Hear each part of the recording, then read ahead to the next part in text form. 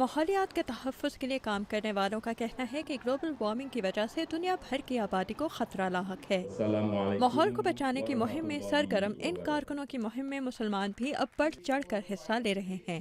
ان کے مطابق ماحولیاتی تحفظ کے قواعد کسی طرح بھی مذہب کے مخالف نہیں، بلکہ گلوبل وارمنگ مختلف مذاہب کے ماننے والوں کو یکساں متاثر کرتی ہے۔ محمود عاقف ارتھ میٹس ڈائیلاگ سینٹر کے ساتھ کام کرتے ہیں۔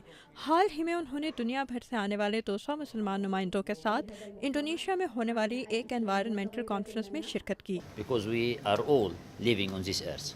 And ان what's موسمی happening تبدیلیوں سے امریکہ ہی نہیں بلکہ دنیا کے ہر خطے میں رہنے والے متاثر ہو رہے ہیں، خواہ وہ انڈونیشیا کے مسلمان ہو یا مصر کے، ان کا تعلق افریقہ سے ہو یا کسی بھی دوسرے ملک سے۔ anywhere. ماحولیاتی علوم سے وابستہ ماہرین اور کارکن کہتے ہیں کہ زمین سے حاصل کیے جانے والے ایندھن یا فاسل فیول کے استعمال سے گلوبل وارمنگ میں اضافہ ہو رہا ہے۔ ماحول کے تحفظ کی تحریک نے اپنا پیغام مغربی ممالک میں پھیلانے کی بہت کوشش کی ہے، لیکن اس تحریک سے منسلک ماہرین کے مطابق خواہ فضائی آلودگی کا مقابلہ ہو یا انڈونیشیا جیسے ممالک میں جنگلات کی بربادی کی روک تھام، مسلمان ممالک ماحولیاتی تحفظ کے اقدامات میں کافی پیچھے ہیں۔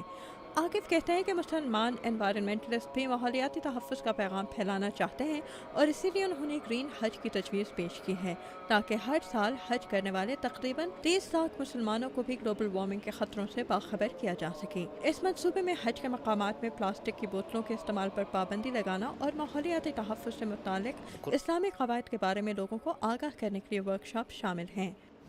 A lot of verses in the Quran. قرآن کی بہت سی آیات نہ صرف ماحول کے بارے میں بتاتی ہیں بلکہ ماحولیاتی تحفظ کے طریقوں پر بھی روشنی ڈالتی ہیں۔ How to love the environment.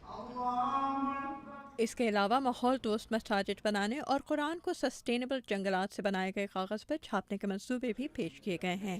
محمد سیمبرنگ کہاتی نامی انڈونیشین تنظیم کے ساتھ کام کرتے ہیں۔ یہ کہتے ہیں کہ مذہب اور سائنس ماحولیاتی تحفظ کے موضوع پر مسلمان کارکنوں کو ایک ہی راہ دکھاتے ہیں۔ یہ ثابت کیا جا چکا ہے کہ مذہب اور سائنس میں کوئی اختلاف نہیں بلکہ دونوں میں بہت مشابہت پائی جاتی ہے۔